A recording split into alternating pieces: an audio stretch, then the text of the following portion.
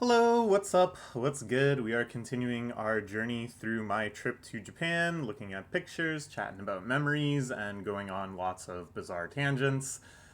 We've finished our adventures in Tokyo Disneyland and Disney Sea, but that is not the end of our theme park adventures. We went to Osaka with one specific goal in mind. Obviously, it's a very wonderful city, and I'm really happy we got to explore Shinsekai and stuff. But our main motivation was, of course, Universal Studios Japan, which has quite a reputation in Japan. I think even more than Disneyland, it's kind of seen as the theme park destination. It's a bit more of like a theme park in terms of big emphasis on roller coasters, which make you spew your guts out and all of that fun. So yeah, let's get into it. Let's see our journey to this park too. We got up pretty early, 7 a.m. I had gotten us tickets, which included an early entry thing. We figured out how that works. It was a little confusing at first. So we knew that this was a pretty good ballpark for actually getting to the park and getting in this early entry window. Here's a nice takoyaki place. Big octopus. Osaka, very much known for takoyaki. Another takoyaki place, Takoyaki Ichiban, the number one. This is the kind of archaic specific way to write the number one if you don't want to just use the single dash because maybe that doesn't look as impactful or maybe that's a little more misleading. Number one, Ichiban. Cute mural. So this is just kind of heading down through Shinsekai to the subway, which we then took a couple legs out to the actual Universal Studios Japan. Here's the big Universal logo that you see at the start of so many movies, represented as a physical globe. Pretty neat, pretty iconic. There, of course, is our guy, Mario. This is the reason we wanted to go to USJ so badly. I talked at length about what the Disney parks do for me, what the appeal is, why I find them so compelling and exciting, and I go out of my way to visit them. Universal Studios kind of aims for the same type of immersion and craft and depth. But I think, I don't know, like, from what I've heard, it's not quite the same. Or specific areas can be done very well, but the overall park isn't as captivating. And maybe this is biased because, obviously a lot of people have very strong emotional attachment to the Disney parks and maybe a little more skeptical of the Universal Studios parks. But they're definitely in the same like ballpark. And it's more just because I have such faith in the Disney parks that I don't seek out the Universal parks. But Universal did get an edge for me when they got the Nintendo license and they decided to open Super Nintendo Land. I am a huge Nintendo fan since I was born, since literally the day I was born. Came out the womb playing Mario Bros. On the NES. My mom actually did play a lot of Super Mario Bros. On the NES when she was pregnant with me. And she says that when she died, I would kick. That I could feel her frustration. I could feel the cortisol churning, feel her straining to beat this original platformer, this genre-defining game. And so I think respect for Nintendo and admiration and just enthusiasm about their series is deeply baked into my brain, deeper than pretty much anything else. And has really persisted to my adulthood. If you watch my videos playing Nintendo games or watching Nintendo Directs and stuff, the love goes deep. So I knew if I had an opportunity, I would certainly want to see Super Nintendo Land, and I'm really glad that we did. And we'll get into that as we head into the actual park. Here's the entrance. It's quite similar to Tokyo Disneyland, this big kind of promenade, covered shopping arcade, all sorts of different stores. Here's a Mario store. Just look, it's there, it's real. The question mark blocks, the power-ups, it's all real. So this is, I think, kind of typical of the difference between USJ, or Universal Studios in general, and Disney parks. Is in Disney parks, such a huge roller coaster would be totally obscured, okay? It would be inside a building or put behind some facade or integrated into the landscape such that you would never see these big support pillars. You would never see so much of the track kind of uninterrupted and unthemed. And I don't think this is like inherently worse. I think for a lot of people, seeing the coaster and really understanding its layout and its appeal visually like this is actually a big part of the appeal. Like if you look at like Six Flags or other parks like that, they really make their roller coasters centerpieces. And you know, it's just the coaster itself. Boom, there it is. And Universal Studios, I think, trends towards that kind of mentality. We passed this along the way. We ended up going here later, so we'll take a look at that in more in depth. But they also have the Peanuts license, which is another, you know, very lovable franchise. Not one that I have a ton of, you know, personal attachment to, but it's something that I have always found very cute and really respect. Saw the big Jaws shark. Again, we'll look at this in more depth later. But, so yeah, we got in early. The park was pretty much empty when we got in. People were flooding in behind us. So it's kind of interesting to see what things people prioritize when they get this opportunity. And obviously we were headed for Nintendo Land, but you can see here there's somebody already posing with the Jaws shark. And later, we'll see just how in demand that really was. Here again, this is a big Jurassic Park coaster. It's just there. It's just right there. You can see the loop. You'll never see a coaster loop until you're on it in Disneyland. So very different mentalities. Whereas here, the loop is like what's drawing you to the ride. You want to get looped. Not us. There's the Jurassic Park area entrance. And here we go, Super Nintendo World. They put it about as far away from the entrance of the park as possible. I think because they knew it would be very high demand. This is maybe if we switch to satellite, we can explore this a little bit. I think this satellite imagery is from before Super Nintendo Land exists. Is it? There's the Water World area. Oh no, here it is. Yeah, so basically you come in like here, and then you go all the way around here. There's no route this way, I don't think. At any rate, we went on quite a journey to get here. But then, even the little arrow signs, it's all here, it's all real. Big warp pipe. Score counters from, you know, the original Super Mario Bros. This is a bad score to have. Allow me to derail, you know. I imagine there's maybe some naive viewers out there that are like, yeah, I want to see pictures of Super Nintendo World. And for some reason I've chosen to watch the Keats the YouTube channel video on it instead of many of the other ones. But here's what you get from the Keats the YouTube channel. Okay, so in the original Mario Bros, there's like a subroutine that's constantly displaying your score, okay? But not all digits are actually created equal when it comes to the subroutine.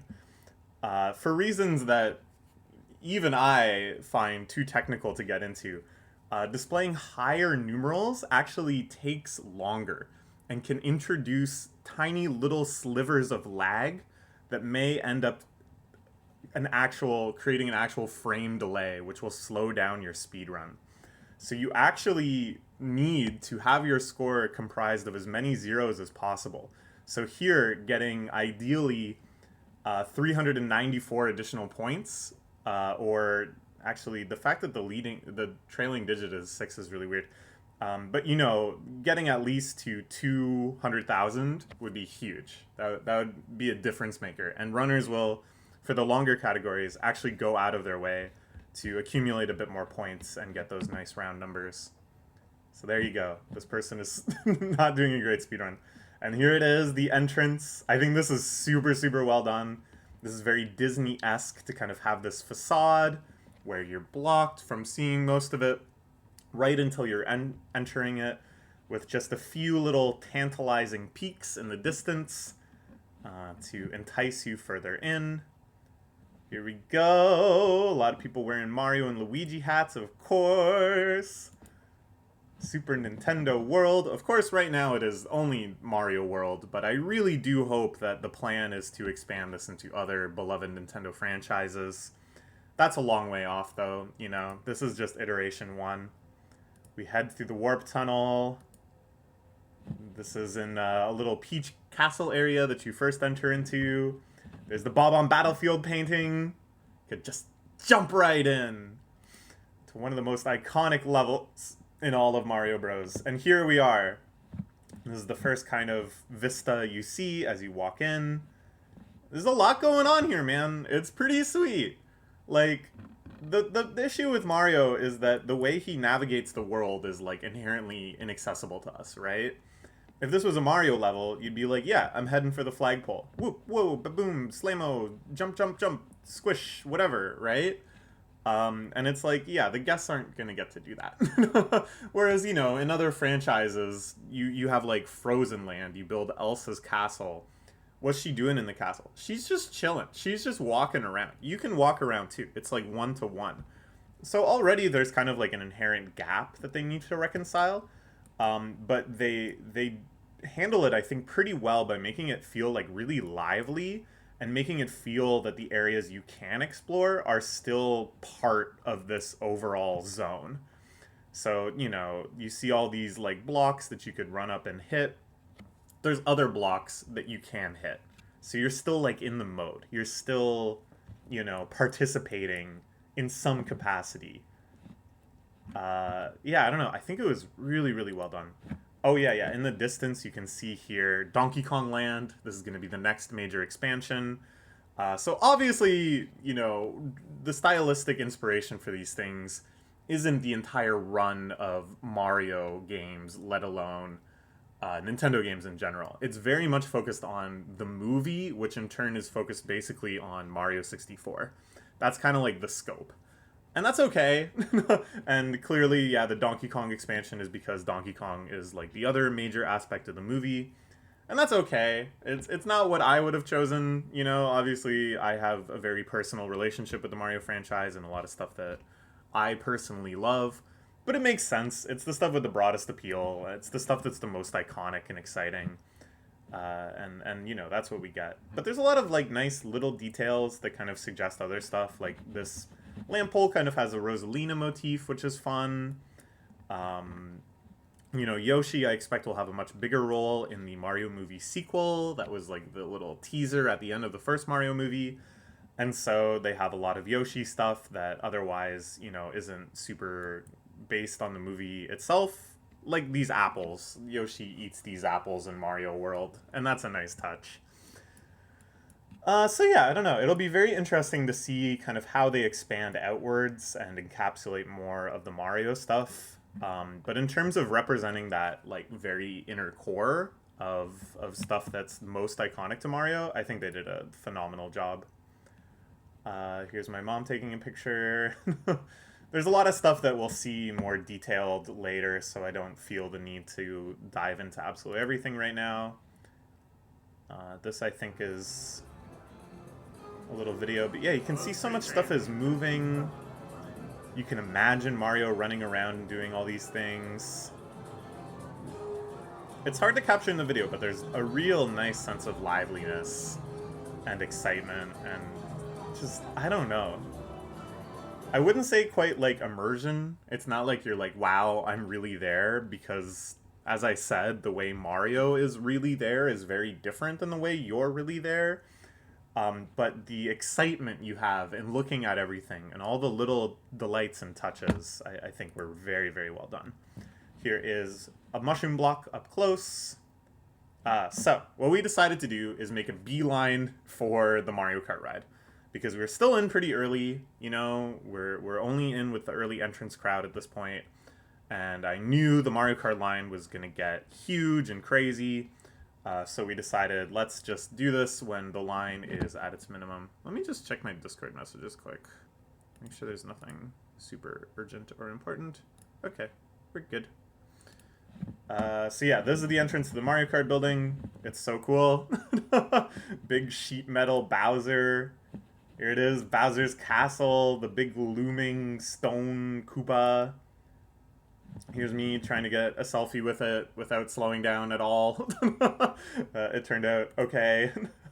Portrait of Bowser, again, very like Mario 64 influence. These kind of oil paintings everywhere. As you can see, there is a lot of space for line. Fortunately, we got to skip most of that, but unfortunately, it means we took a very rushed tour of all the stuff to look at. So Mario Kart, of course, is like the most successful Mario sub-franchise, and now one of the most successful Nintendo franchises, period. I don't think people appreciate how well Mario Kart 8 has sold. Specifically, Mario Kart 8 Deluxe on the Switch is like one of the most successful games of all time. Sales. Fastest selling... Yeah. If we look at the best-selling games of all time, boom. It's way up there with, like, stuff that came packaged with systems, just huge anomalies like Minecraft, Grand Theft Auto 5, which is, like, the most successful video game of all time. You know, PUBG, which is, like, you know, another just, like, anomaly. Tetris, which feels like it shouldn't even count. And then Mario Kart 8, right up there with all of it. And it, like, still sells. Like, if you look at current video game sales charts,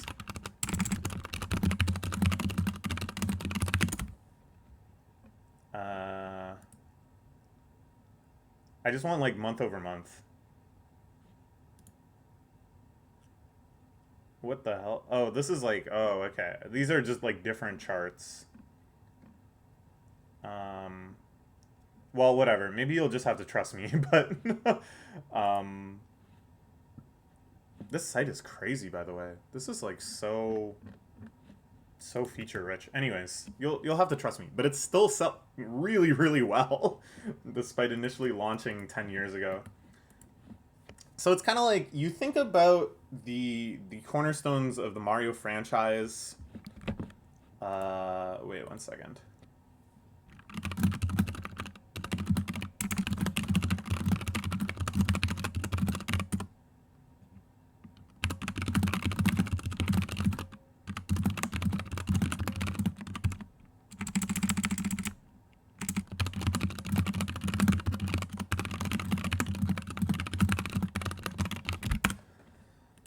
You don't typically think of Mario Kart like it's like its own thing, and you don't typically think of like iconic aspects of Mario Kart so much.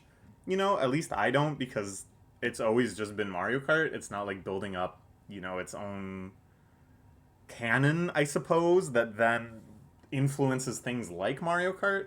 I don't know if I can articulate this very well, but seeing this ride, and I guess also Mario Kart's prominence in the movie, made me really realize like how much of a legacy it has in and of itself. And seeing, you know, the trophies from Mario Kart 8 also really, you know, encourage this idea of like these are icons now, as much as different power-ups, as much as the warp pipe. These are things that people associate with Mario as a whole. And it was neat to see them kind of like recognized and enshrined in this capacity. There's also a Universal Cup, of course. Yoko Mite Mario. You better listen, Mario. Oka... Oh, God. Oh, I can't read that at all. That's way too blurry. Gahahaha! Basically, this is like a challenge from Bowser, I think.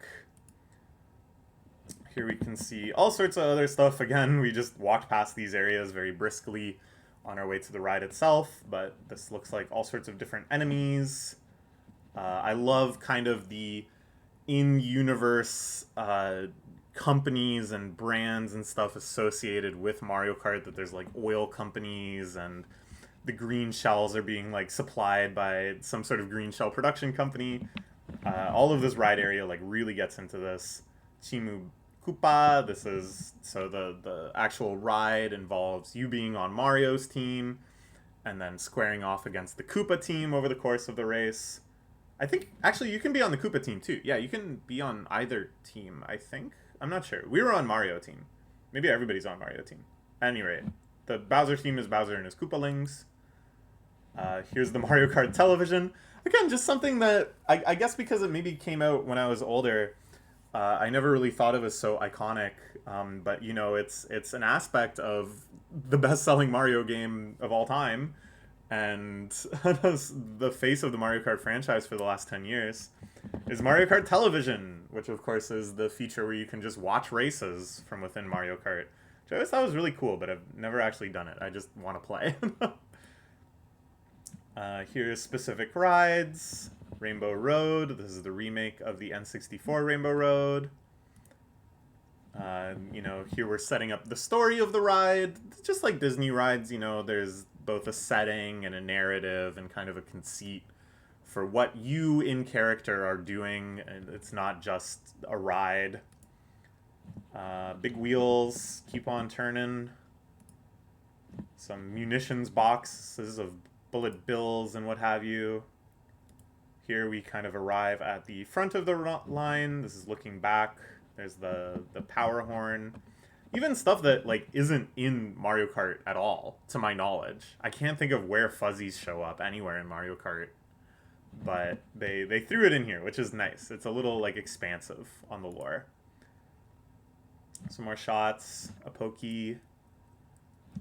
So then the next kind of waiting area, here we caught up with the ride, so we're actually kind of in these spots for longer, is Bowser's, like, lab. There's like a library here. You can see a model of Nintendo World that maybe he's scheming to take over. One of these bronze Bowser statues that kind of refers back to Super Mario World. I really like this stained glass piranha plant lamp. These mobiles. Here's a little Mario Galaxy reference with the battleship as well as the Mario Galaxy design. So it's really nice. Like they're definitely focusing on the like movie 8, Mario Kart 8 and Mario 64 aesthetics strongly as like a base, but they do include little Easter eggs and touches of stuff that does not appear in any of those things, which is really nice. All these Bowser books were left open. I don't know why these are all in English. I I don't know if it's just because English is like the lingua franca of theme parks, or because these are assets that are going to be designed primarily for the other Universal Studios in California, I guess, I think, that's also getting Nintendo World. But it's nice because I don't have to strain my brain trying to read them.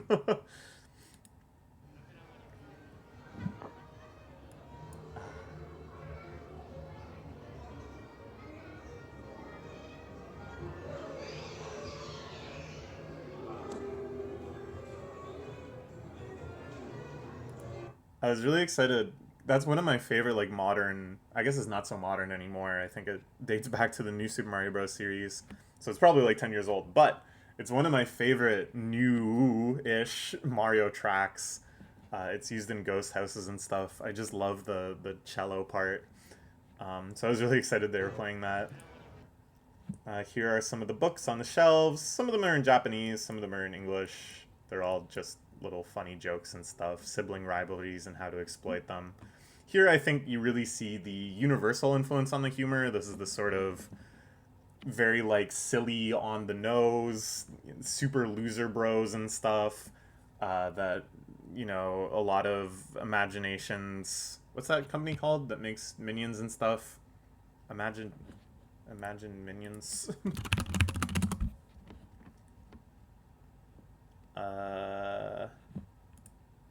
Illumination Entertainment. This is the sort of humor I associate with them, and it's like fine. It's like cute. It's funny. This is like a little diagram on the piranha plant. Pay attention. Big teeth. Here you can see it a little better. Feeding schedule that it took a big bite out of. Fun, fun.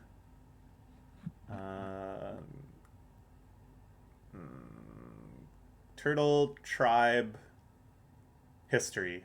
This is like the Chronicles of the Koopa tribe, I guess. Moo Farmer's Almanac.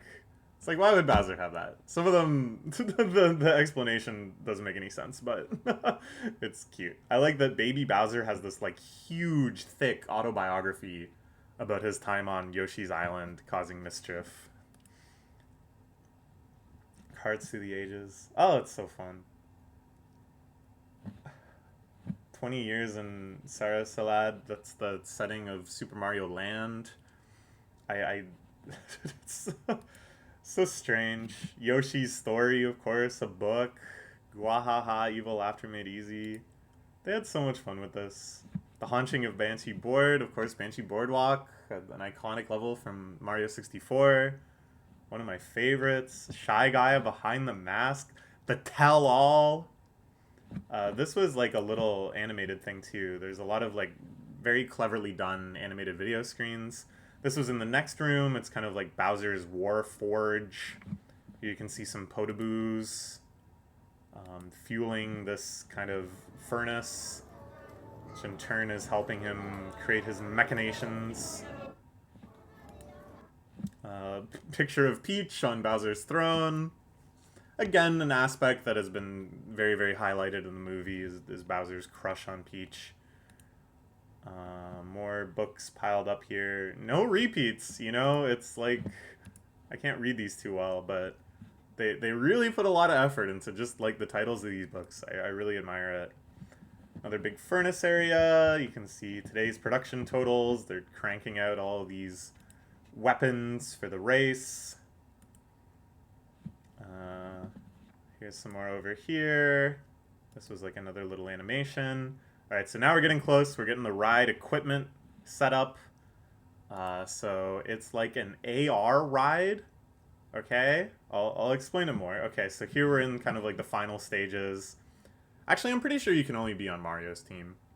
Because I don't think they would have designed a whole other room with like the Koopaling suits. It just doesn't make sense. Yeah, I'm pretty sure everyone has basically the same experience and you're on Mario's team. But there is an element of competition. It does show who in your vehicle did the best. And there's a whole high score AR tracking device system that I haven't even touched on that I think we'll explain later. But again, I just love all these like branding things. Roy is like a DJ, I guess. Galaxy Air with the little Luma. It's very cute. They showed an explanation for how the ride works. It's quite interactive. So you get the steering wheel, and as you come up to turns, you have to turn with the cart. Obviously, the cart is not going to go off-road if you don't turn, but you get points for turning along with the shifts in the ride. And that's like very real world, you know, it's actually a vehicle moving around. But then there's AR aspects, like you press a button to fire off shells. You only have a limited ammo. You get more every time you drive through an item block. And on your little visor screen thing, it like AR projects. It's very, very well done. It's like a translucent screen, I think. And depending on the way you're looking, it maps, you know, the Bowser carts and other enemies and stuff.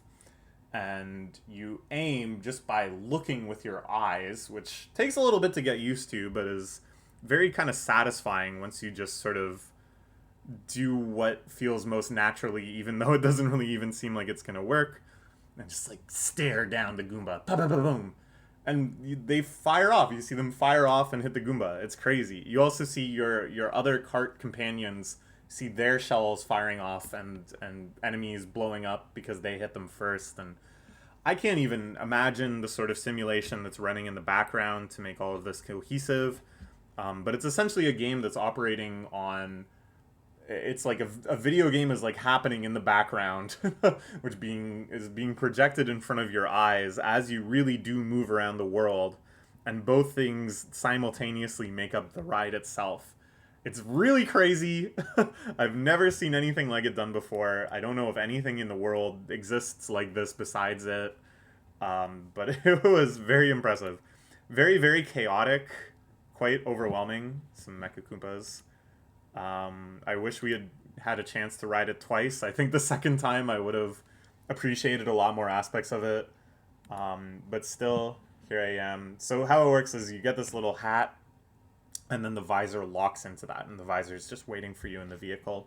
I think that's a very smart way to do it because you have time to make sure the hat sits right, and then the visor clicks into it like consistently for everyone, right? So the fiddling is done before you're on the ride, and they can get people moving.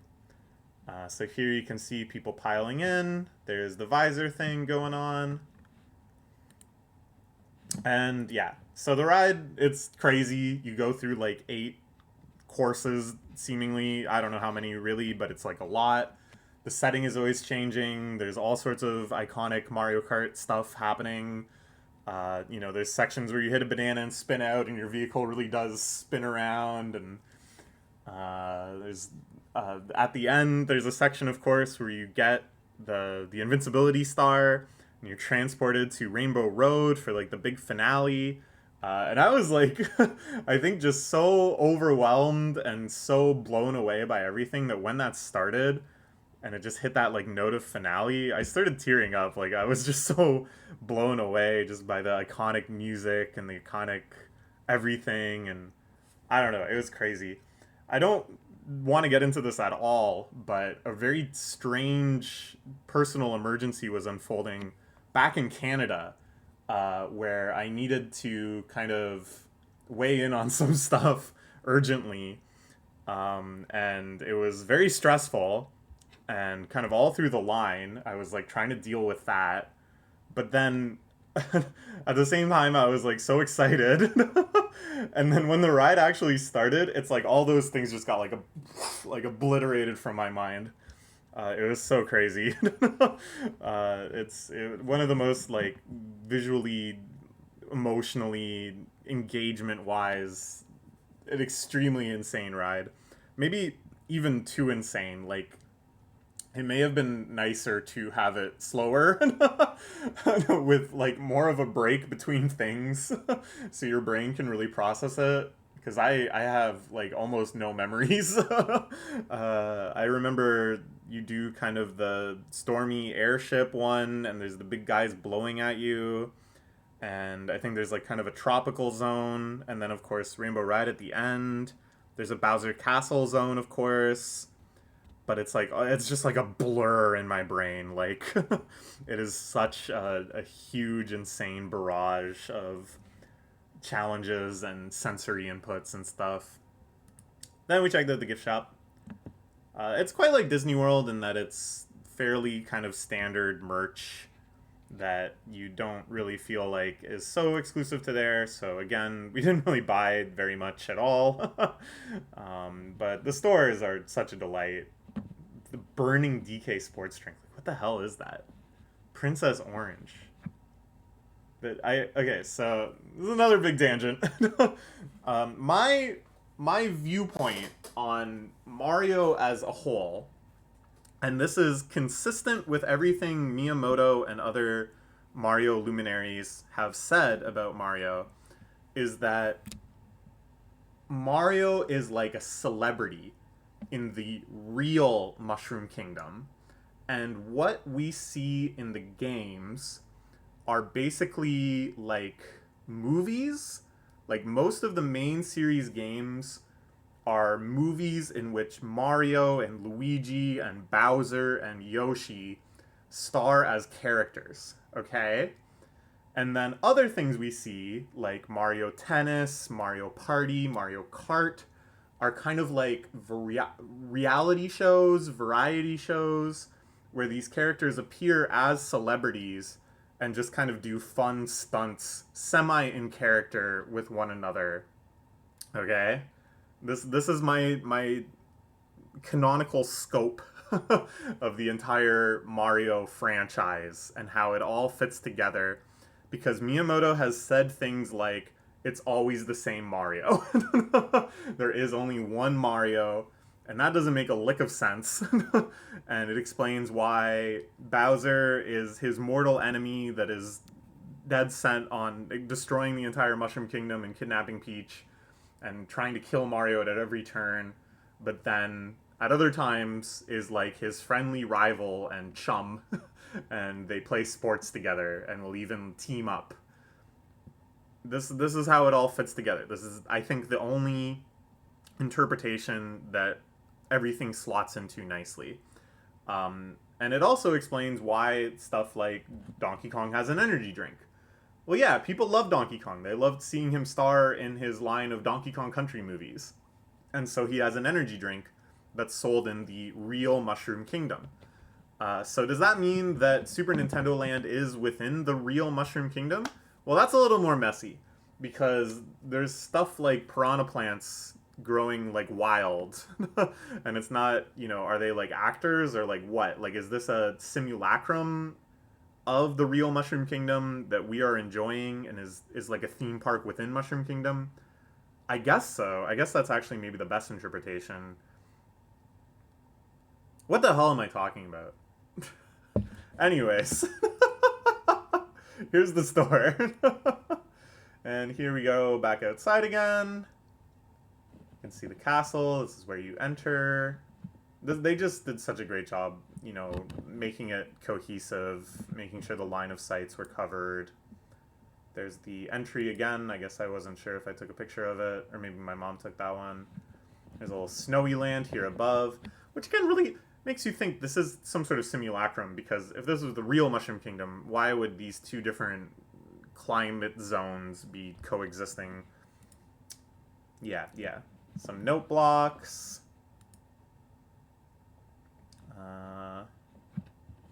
Very nice. Little mushroom goes around. You can see another perspective on kind of the big hill in the distance. Yeah, I think this is a theme park in the real Mushroom Kingdom. Yeah. I'm happy with that. I'm happy with that interpretation. Okay. This is as good a time as any to talk about the various mini games and activities and stuff. Oh, this is an even better opportunity.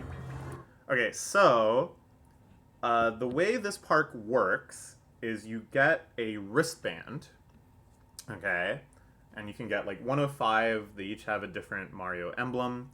And this allows you to interact with all sorts of different things around the park. So you can actually punch those question mark blocks, and it'll register in your wristband, oh, you got a coin. And in the Mario Kart ride, as I said, you're blasting enemies with shells. You're getting points for that. At the end, it shows how many points everybody in your cart got. I won. But then there's also like a daily leaderboard that's based on your wristband. So it locks in your score to your wristband, and then that's just kind of another thing tracked throughout the park. So I think, in concept, this is pretty cool. They even have stuff like, okay, so this is a little mini game you play to get this key. All right, you got to like rotate this thing. I didn't take a great video of it, but a Goomba comes up, and you have to rotate this thing to like drive the Goomba away. Okay, and then you get a key, and it's locked onto your wristband. And then there's like other activities where they make you scan your wristband, and if you've gotten like 3 keys, you get to go in. So it's quite elaborate, and it really adds like another dimension of engagement to the park. It makes it so that finding like a question mark block that has this interactivity isn't just, oh, that's fun, that's cute, that adds to the decor, but it's like something you're seeking out, and it gives you that kind of like rewarding feeling. I assume. We didn't actually do this. Because as cool as this is in concept, in practice, it runs into some limitations. And one of them is just lines. And I have no idea how they're going to fix this. But essentially, for most of these mini games and activities, I didn't get a good shot here, but there's actually like a line that extends way back behind this person. And then you're lining up for maybe like 10 minutes in order to do a like 10-second little experience. And your reward for that is to eventually unlock another similar situation where you stand in line, you do something that's kind of neat but not really mind-blowingly cool, and that's it. There's no like end game, there's no really amazing thing that you unlock, and I think that's correct because you don't want to gate something that good from perhaps like half your visitors. But it's like, I don't really know how they can solve this problem because it's a popular park and that's just the sheer number of people. So I think it's, kind of for kids. Kind of get the kids going. But I don't know. We didn't participate. What we did was we just went around and looked at the activities, which all had big lines, and then we watched people do them, and it's like, that's neat. But we don't need to do it ourselves. We'd rather do other things than stand in additional lines. Plenty of lines already to stand in. So here's a nice shot of kind of the lower area, which we hadn't looked at yet. You can head down there. There's more stuff. More shots. Here we are. It's really bright. Another shot of the entrance as we kind of circled back around to head back down. Nice little Easter egg here. Pikmin! This is kind of the first signal that eventually they're going to expand outside of the extended Mario Donkey Kong universe. I think a Pikmin area would be phenomenal. Splatoon, I think, is super, super ripe for a super cool interactive experience. Just give people the actual guns, man. You can make it work. I'm sure you can make it work. AR is crazy these days. Of course, like Metroid could have a super thrilling ride. Zelda could have some really beautiful areas. Kirby, I don't know, a themed restaurant. No, there's a lot of stuff you can do with Kirby. It's just so full of potential. It'll take decades to build this out, of course, and I don't know how ambitious they really are, but the potential is definitely there. So then we decided to go to the restaurant because, again, this was something we were interested in doing. We knew the wait was going to get really crazy if we waited until noon, and we hadn't eaten anything yet, so we figured this is as good a time as any. It's like a counter-style restaurant where you go up, you order, you go sit down, they bring you the food. All very good and kind of as fast as efficient as possible, but there was still a pretty crazy line. So we had to wait. Let's see, we can tell. 9:16. And then we were not in there before like 9:09, so not that bad really. 10 minutes at most. That's fine. To order our food, lots of little decorations, these warp pipes just showing kind of like different areas with toads doing stuff. This was our order thing that told the servers where to bring the food. Everything Mario. It's very cute. Very fun, very fun. Here's, again, out the window you can see all sorts of stuff happening. Big dining area. Of course. They're trying to serve everybody. We got our food. They took a nice little picture of us. 3, 2, 1, yippee! I think I took more close-up pictures of the food. So yeah, my mom got this chicken with rice dish where the rice is like a star. And I got carbonara where they somehow made this egg look like a Yoshi egg. And then you split it open and mix the sauce together on your own. Just fun, maybe a little morbid, but whatever. Kill the Yoshi before it's born. Eat the Yoshi genetic material. Oh yeah, so we did this nice little meal. The food was pretty tasty. Again, just like the Disney parks, they're shooting right down the middle, trying to get something that nobody is going to dislike. And so we also liked it just fine. I just noticed my mom's comes with grilled pineapple. That's pretty cool. Okay, so then we decided, let's go ride the Yoshi ride. It's definitely for kids, but it's the other kind of major ride attraction of the area. And I love Yoshi as much as I love Mario, and Mario's my guy and everything. I kind of love Yoshi even more.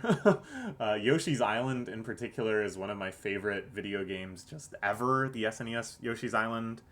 I just love the aesthetic of the Yoshi games. I love the enemies and the environments, and just every little detail in those Yoshi games is very, very special to my heart. So I was very excited about this. And we didn't get to ride it!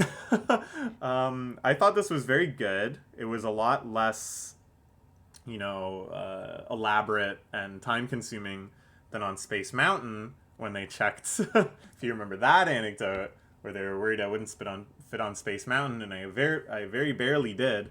Here, they just had a model little ride cart right out front.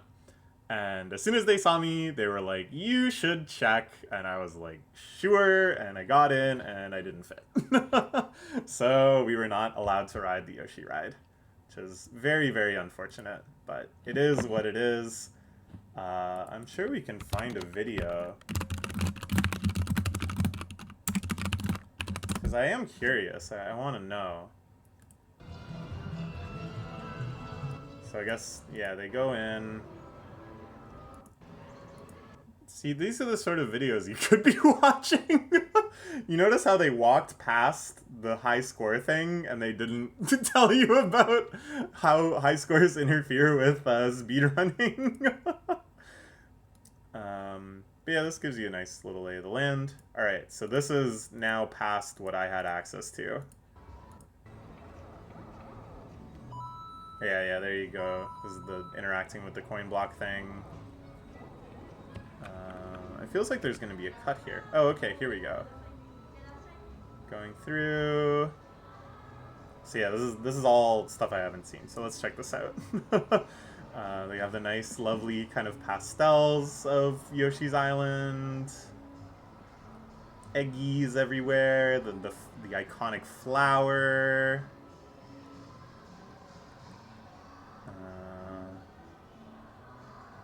Nice lineup area.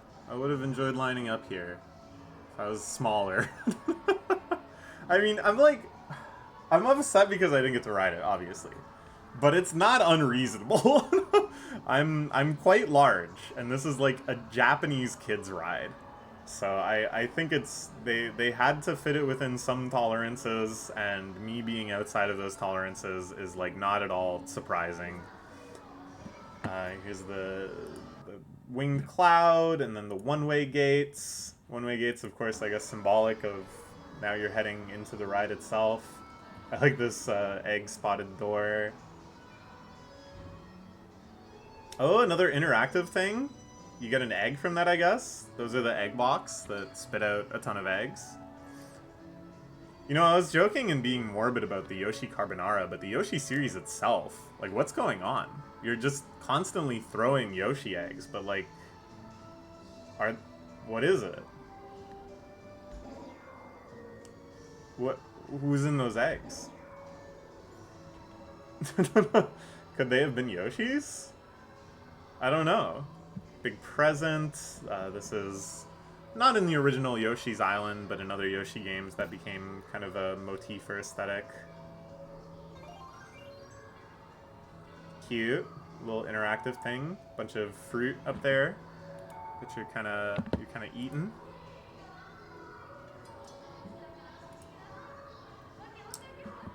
Here we go.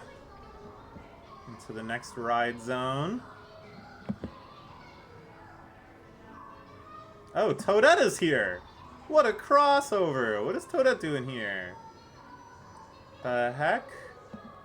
This is kind of theming around like the Yoshi's house at the start of the Yoshi's Island section of Super Mario World. It's kind of neat. Usually that's not part of like the Yoshi lore. Alright, here we go. Actually getting on the ride. There are all these little Yoshi carts. Yeah, no way I'm fitting in there. So I don't know how this works. There's like 3 egg buttons, as you can see.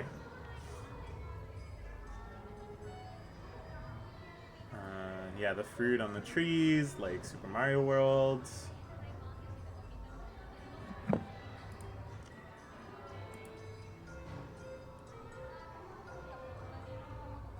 Of course, some classic music being played here. I hope it doesn't get me copyright striked. It didn't get this person copyright striked, presumably, so I think we're fine. But yeah, this is like a real slow-moving kids ride. I guess you start by going outside. You can see the Yoshis going by from outside. Another kind of Disney Parks-esque touch. These little ride previews. where they go out into the open. I gotta say, like, all of the differences in design sensibility between Universal Studios and Disney parks in general do not apply to Nintendo World, and I think is also true for the Harry Potter world. Those were definitely built 100% in the Disney park style, and I think they're great for that. You can see the rest of the park from where you're sitting. The Goomba walking around and stuff. I don't know. I don't know if it looks so crazy in the video, but being there, it's quite nice. Oh, there's Toad! I don't think we ever saw Toad. You'll see in the pictures. We saw some of the guys, but maybe not Toad. Big stork thing, Pokies, a Paracoopa. What's this guy called? He's like a newer enemy. I don't know the newer enemies as well. My skill at remembering the canonical names of kind of the classic enemies is, I think, definitely respectable, though. Okay, so it looks like because you saw a green egg, you press green egg. I think is the idea. I don't know. Going through a tunnel zone.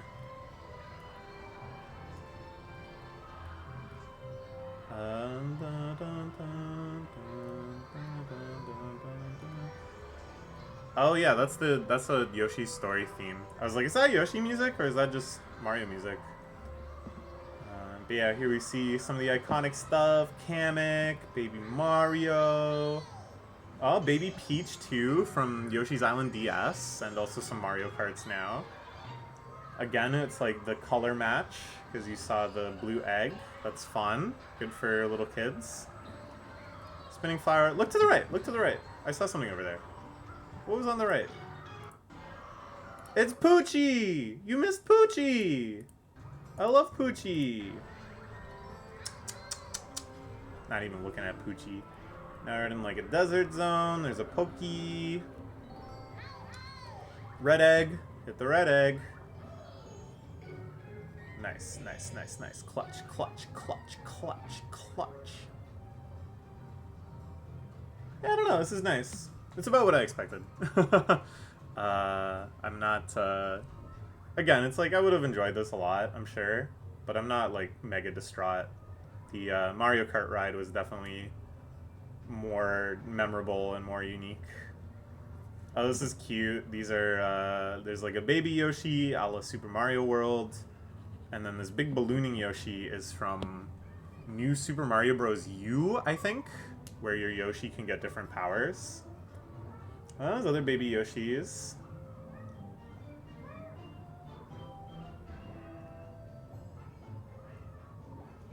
Pretty cute, pretty cute.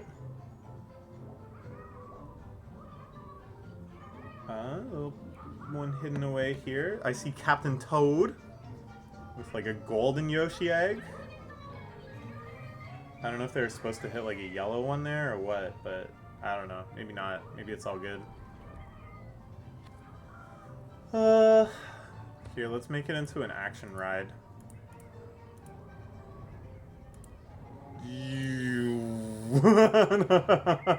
Now it's for adults.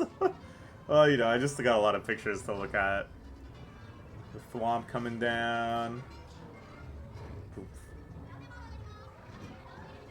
Oh, and that's it. Okay, cool. Thank you, Japanese Stuff Channel. Anyways, here are some DK banana chips. He's throwing it back. Cute little pin set. It's just a blind box. You got one at random. I like this one a lot. If I knew for sure I was getting this one or maybe this one, I definitely would have considered it. Here's another big Mario store. I think this was called like One Up Production Studios. They had, again, it's like a good selection, but nothing too crazy. Nothing that I was like, whoa, this product, I could never imagine seeing this anywhere else. This was cute. A pen where the boo lights up. Oh, there's Toad. I guess my mom saw Toad. Maybe I was off doing something. But yeah, just like Disney World, these guys make kind of scheduled appearances and do photo ops that you can line up for. I think unlike Disney World, none of them are like paid or anything, which is nice. And then, yeah, you can see them just kind of roaming freely on their way. There's the brothers. The line was pretty big to go take a picture with them, so we didn't do it. But it was nice to see them out there. The Mario Brothers. Very nice. Here's me with the brothers in the background. Here's me again, squinting. It's really bright. This is where the DK area is going to go, I'm pretty sure. So they have just kind of a temporary facade there. I don't know when that's opening. But it seems like it was pretty far along. Like, all of the decorations and stuff were pretty substantial. Little Yoshi egg. This was in an elevator going up to the main area. Thought it was neat. They still had some kind of Mario theming. There you can see Peach and her little meet and greet spot. Big line forming to go meet Peach. And I think around here it was about time to head out. These were kind of our final glimpses of the zone before we headed back into USJ in general. Oh, this was really neat. This is actually just functional, exactly like they are in the Mario games. You just step up and look in and look around. There's a nice sweep of everything. Oh, it's like, we'll never know what it was like. There's the DK thing in the distance again. There's Peach. And there's me doing a final jump. Wahoo! You can see I'm jumping, but like not yet. A second later and I'd be airborne. Oh, here we go. Yippee! Wahaha! And then we headed out. So overall, very impressed with Super Nintendo World. But only insofar as it's like the start, right? I think if I was told this is the final iteration and it's taken a decade to get here and it's never going to change again, I'd be like, really? Only 2 rides? But obviously this is kind of the first launch of the project. It's gotten a lot of interest, a lot of popularity. I think overall very positive reception. So I think they're going to keep investing in it. I think they're going to keep building it out. Obviously DK Land is coming soon, but hopefully that's just the first. And many other lands and many other developments and new rides and everything. So yeah, overall, I had a wonderful time. Very enchanting. But, you know, we spent maybe like an hour and a half there, including all the time waiting in lines. So not a super substantial, expansive thing. Yeah, we got in... started from here at 8:18, and then we left at around 10:30. So including a meal and waiting in line for a meal and waiting in line for a ride and everything like that. Of course, we did have to skip one of the rides, but it's not like, wow, it's a whole theme park, but just like, oh, cool. What a nice little experience. But it's still very much just a part of USJ. So let's explore USJ. You know, our goal was just to go to Nintendo Land. And we certainly didn't want to like overly burn ourselves out just doing the theme park because we felt like we had to because we were there. Honestly, we were just kind of a little overloaded by theme parks in general. This was our 3rd one in 4 days. So we didn't spend a ton of time doing absolutely everything in USJ, but I think we did a nice little selection of things. So this is heading out. The next thing we decided to do was the Jaws ride, just because we're both big fans of the movie. And it seemed like a perfect kind of USJ experience, taking a big hit, iconic movie and turning it into a ride is, you know, the premise of the whole park. And Jaws was like the ideal one. Here you can see the Jaws menu. My mom was like, look, they got shark meat options. And this led to a whole argument where I was like, I don't think it's shark meat. Shark meat is like eaten so infrequently. Shark fin soup is like a luxury good, you know? It's something you only get served at like banquets and weddings and stuff. It's like, there's no way it's shark meat. Turns out, no, it's actually shark meat, which is crazy. Here you can see there's a big line to get your picture taken with the Jaws shark, which is why we saw that guy doing it right when the park opened. Knew that there was going to be no better opportunity. Here we got into the Jaws line, which is a pretty substantial line, but the decor was really nice. Did a very good in-universe theming where you really felt like you were at Amityville going on like a pleasure cruise and, you know, all these sorts of tourism advertisements and stuff. And then also a nice selection of like Jaws memorabilia, which I thought was kind of a neat, even though it sort of messed with like the canon of things, it was neat to kind of just see a retrospective of the impact of this franchise and all the different branding crossovers it had and advertisements and stuff.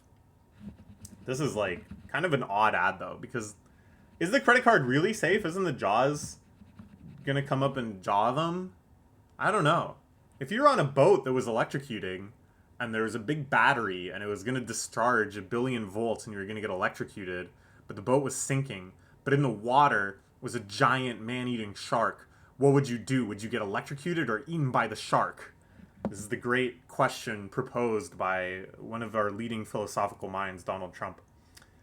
I would go for the shark, because I think if I'm going to die either way, I would rather feed an animal. Lots of neat stuff here. Here you can see the boat leaving. That's going to be us soon. Nice little vistas to sail past. I thought they built out this area really nicely. Playing little tourism videos made up for the ride. Maine Lobster Co-op, doesn't that sound nice? Even the lobsters are cooperating. Big fish market. Little outdoor portion of the line area that fortunately we didn't have to go through. And then here we are getting on the boat. It was a very fun ride. We took a few pictures. It's not, you know, crazy in terms of, whoa, the boat is going nuts. But it does a really great job of building this narrative of you're on this boat and Jaws, I know his name isn't actually Jaws, I just like calling him Jaws. Jaws is swimming around and pops out of the water and it's this really gnarly animatronic. And then all sorts of crazy stuff is happening. There's gunshots when water explodes and Jaws swims away, and in the distance you see his fin come up, and I don't know, it's really great. It was a really, really fun time. Lots of cool stuff to look at, lots of neat environments. Just look at the model of the shark. Like, I don't know if I would really say it's like scary per se, but it's impactful. Here it is again. Oh man, I was cracking up. So you sail out initially, there's like one encounter with the shark, and then you go through that covered up section inside this like boat garage, whatever. Another spooky encounter, stuff's falling off the walls. And then as soon as you go out, you see these like big gas tanks, and I started cracking up so hard because it's like just so obvious what's gonna happen. But I was so excited to see it. I just started going, not the gas tanks! Not the gas... Whoa!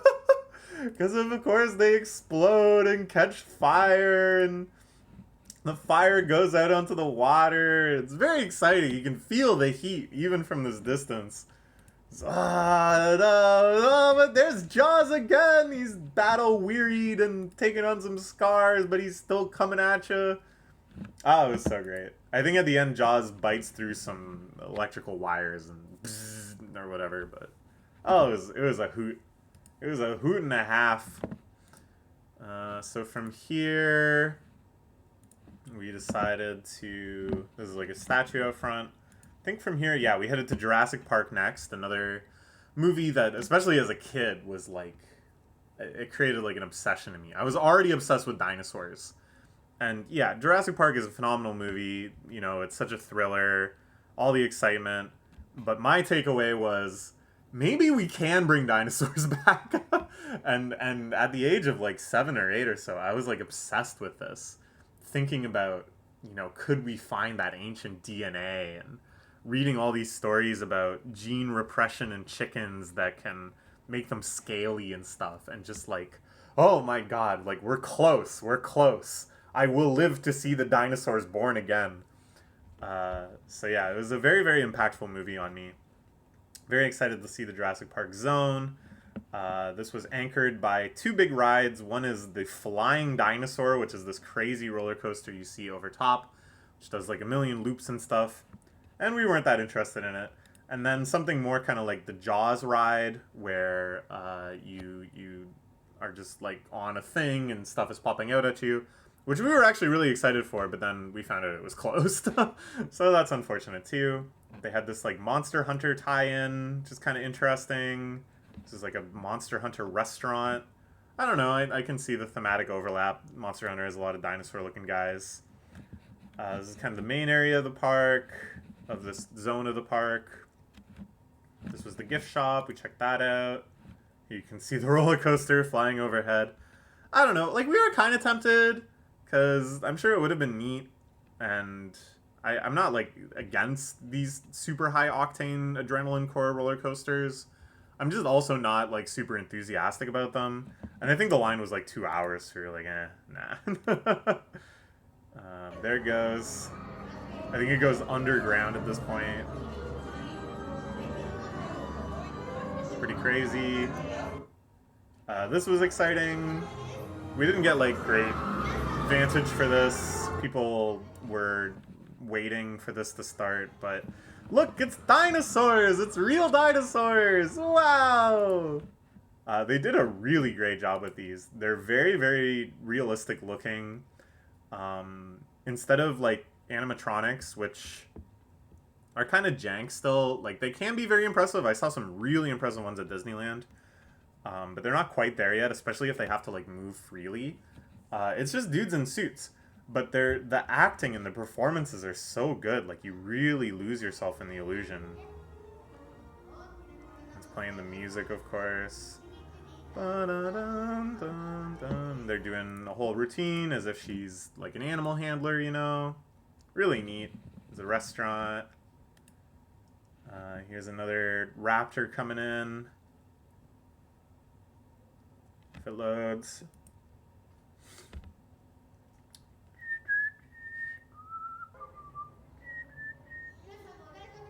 Yeah, like I don't know, the nimbleness of it. It's about as convincing as I can imagine it being.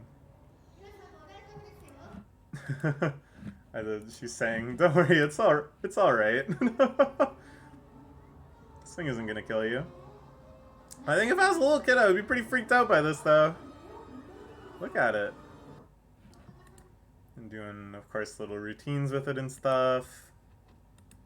Pretty cool. Here I am running from this big dinosaur. Rawr! This was heading into the gift shop. In the back of the gift shop, they had this like contained raptor, this one was animatronic. But it still looks really good. Like the textures are really nice. It's just more limited, obviously, in what it can do. But love me a good animatronic dinosaur. Don't get me wrong. I will go to great lengths to see an animatronic dinosaur. This was Jurassic Park the ride. This is the one that we were excited about, but unfortunately it was closed. Here's a T-Rex drinking a Coke for some reason. This was by some vending machines. This was the super extreme roller coaster, the Flying Dinosaur, which, as I said, we didn't end up doing because it's a bit much. Like, if there was no line, yeah, for sure. Why not? Knock yourself out. But the prospect of, like, standing in line for 2 hours and then maybe afterwards just being like, I am so sore and nauseous and miserable right now, did not seem like a winning gamble. There's a lot of Detective Conan promotions happening across Japan in general. There's like a big anniversary, 40th anniversary, maybe? God. No.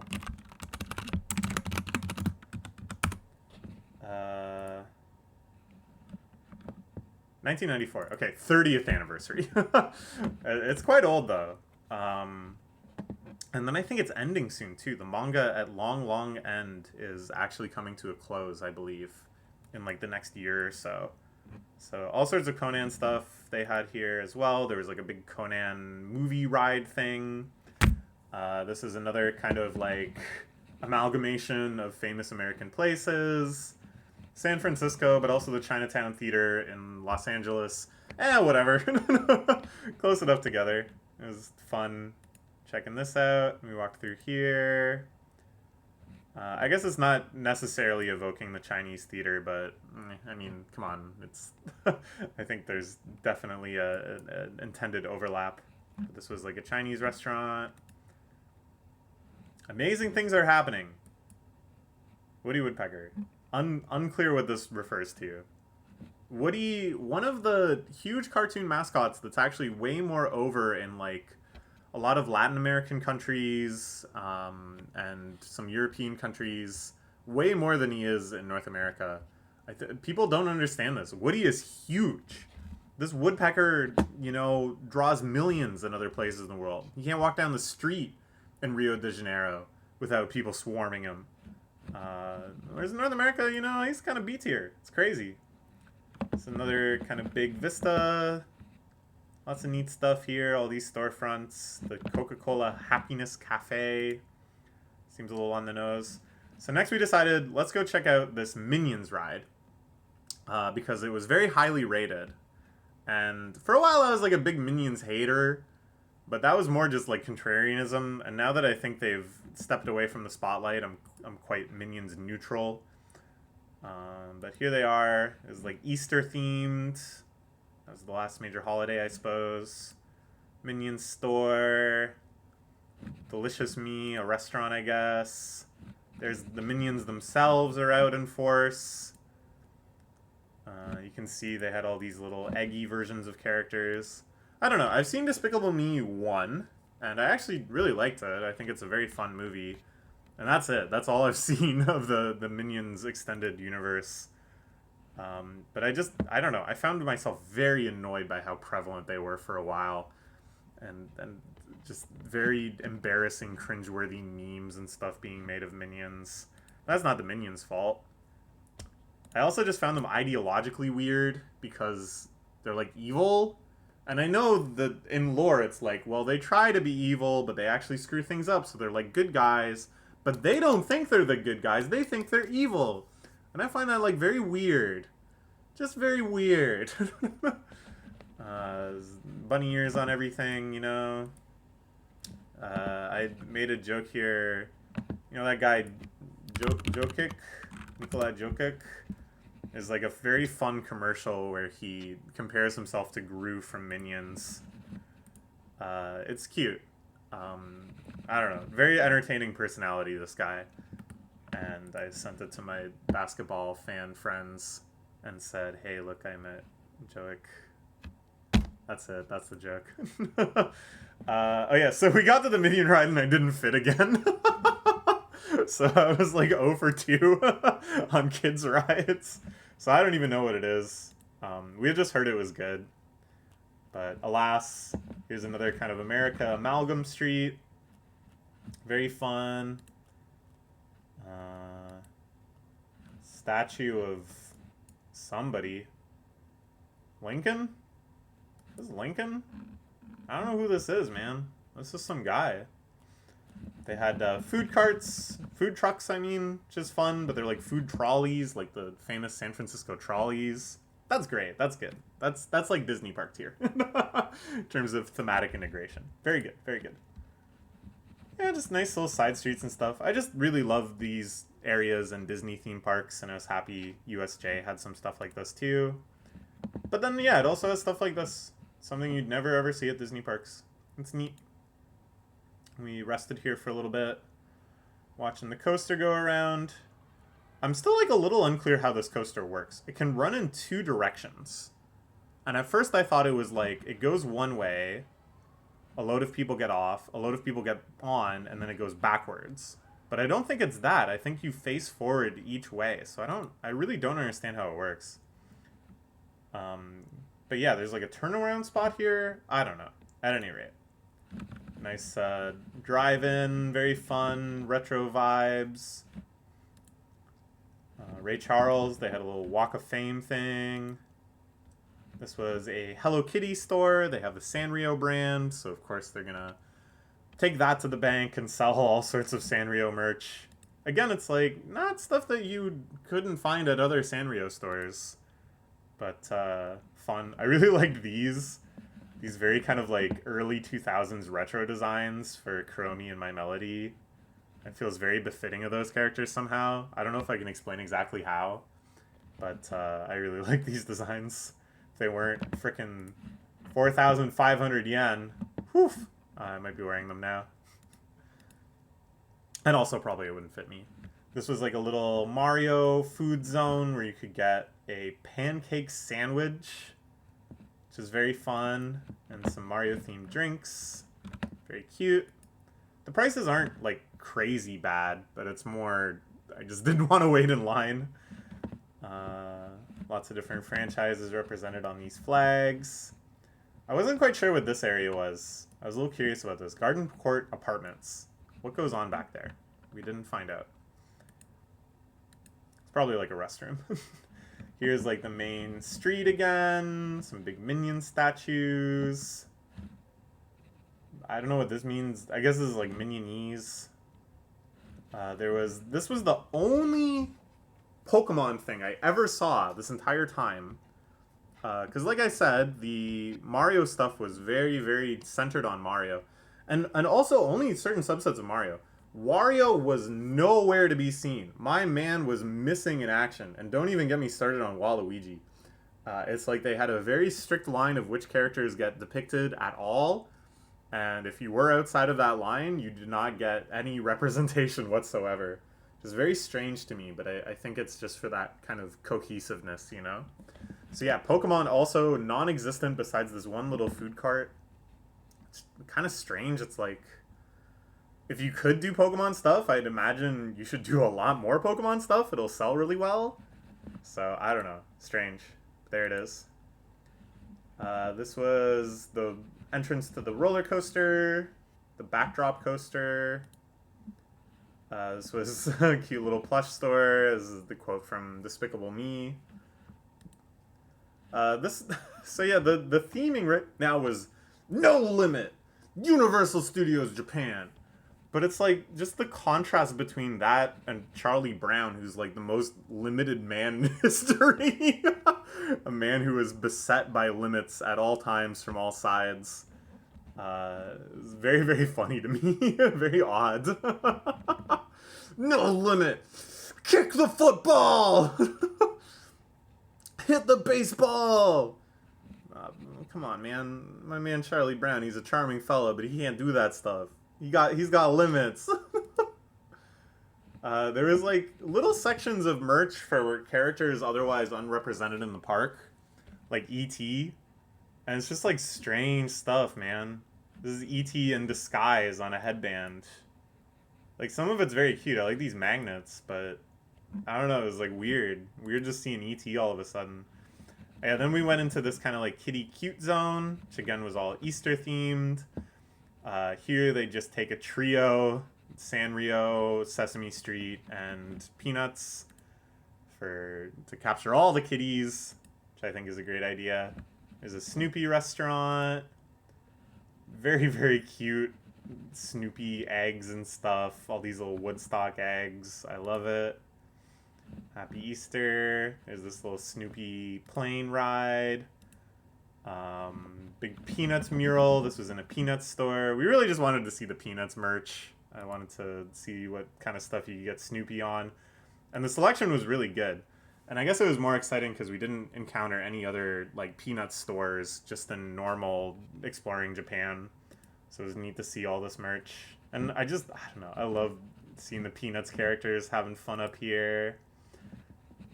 Another big mural. So cozy, so cute. The gang. This was the Snoopy ride. You know, it's for kids. We were mostly here just to see the Snoopy store.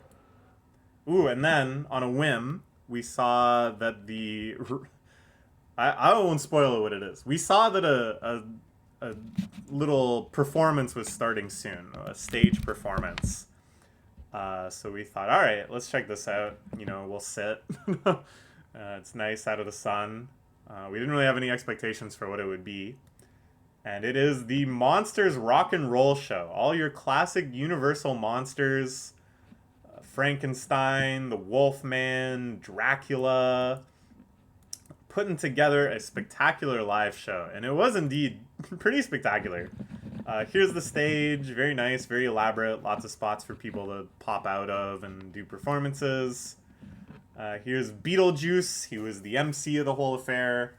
Very, very over the top kind of Japanese comedian shtick. I was happy with how well I could like understand the jokes, at least on like a conceptual level, given that he enunciated them in a very over the top Japanese. But yeah, it was very fun. You know, some crowd work and stuff. Doing the wave. Here comes Frankenstein, the Bride of Frankenstein. Oh, Frankenstein's monster. Whatever. He's rocking out. Oh, it was a fun time. It was a hoot. You know, it's just so cheesy and so corny and so crazy that it really just becomes something kind of beautiful, something sincere.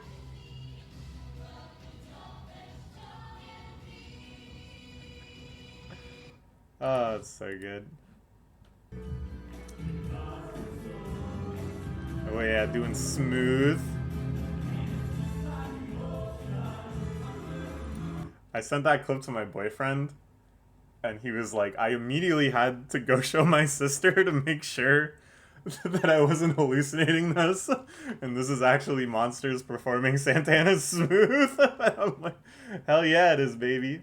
Yeah, I don't know, it was a lot of fun. All the performances were great, you know, a lot of your kind of classic rock staples and stuff, some John Bon Jovi, and yeah, I don't know. It was a good time. This was the Pokemon Cafe. They had some cute stuff, but again, I didn't want to wait in line for all of that. So at this point, it's only 1:30, but our main goals are more just to check out some shops and stuff. We had really kind of depleted our stamina for waiting in lines. And, you know, we're still only kind of maybe 2/3 of the way through the trip to Japan as a whole. So we decided, yeah, why burn ourselves out going on a bunch of rides at USJ that we're not super interested in, and even more acutely waiting in line for those rides. Stuff that did seem kind of interesting. There's like a Demon Slayer like 4D ride, which had all sorts of like AR stuff or whatever. But the wait was like 3 hours. It was the most popular thing in the park. So I'm not doing that. I'm not making my mom wait for 3 hours to see Demon Slayer, which might be the most incomprehensible thing if you haven't been following it, in Japanese. So instead we checked out some shops. This thing was an entity. We had no idea what this was, okay? Elmo, iconic. You know? Love him, hate him. He marked a major turning point in Sesame Street, for better or worse, but we all know him. There's Mr. Grouch, Oscar the Grouch, Cookie Monster. We know these guys. Who the hell is this? I looked into it. Oh, I really like this shirt. All these little comic panels. So this, I believe, Foppy?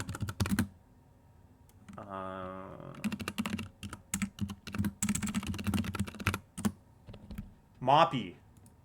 So Moppy was created exclusively for Universal Studios Japan. I don't really get why. I don't know why they decided they needed to add a new one and they couldn't just, you know, work with what they got. But they just made a new one just for this. I don't know. I guess so they could have more like control over the character or something, or maybe the feeling of like exclusivity. Yeah, you can only get Moppy stuff at USJ, but it struck me as very weird. Who is this? There's Elmo, there's Ernie, there's the classics, there's the ones I know from childhood. As a kid, I loved Ernie. I had like an Ernie plush.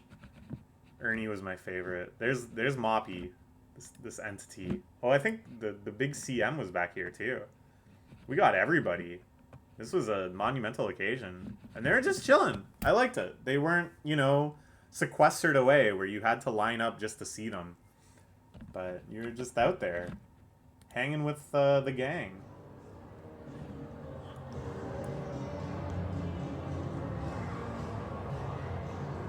Oh, yeah, they were playing the Golden Girls theme. They were playing like a cover of the Golden Girls theme. I didn't get like a notable excerpt here. But this was definitely to remind me. I thought that was strange. But I love the Golden Girls, so it's all good. Somebody wrote Sigma with the tester pen. So then, yeah, we checked out all these stores. Hey, there's Lucy and Charlie. Nice, nice. And then, yeah, we just headed out. Time to do something else. Time to rest. And we also wanted to see, right out in front of USJ, is Universal City, which is like a big kind of touristy shopping area that had a lot of specialty shops and specialty restaurants and stuff. And we figured we'd go get a late lunch there. And here you can see it. All sorts of big signs hanging out. Go-Go Curry, Moss Burger, all sort of the Japanese staples. There's a Shake Shack. Shake Shack coming to Toronto pretty soon. I'm kind of excited. So we figured we could find something in here to grab. This is the only Red Lobster I ever saw in Japan. Kind of blew my mind. We saw a few Hard Rock cafes, but this was the only Red Lobster.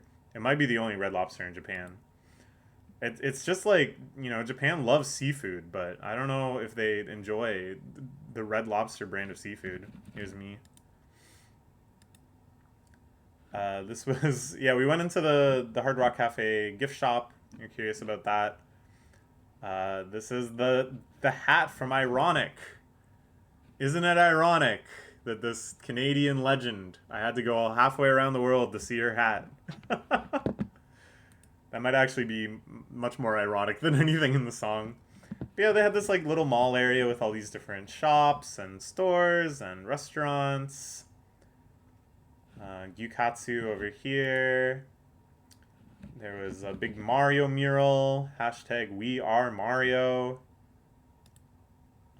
This was they had this takoyaki park where you can go to 6 different takoyaki places and get like one each, I guess, is the intent. Compare and contrast. I thought that was very fun. The takoyaki park. But yeah, we came at a nice time too. I think, closer when the park closes, this would probably be overrun with people. But we kind of got to explore and pick out a restaurant at our leisure.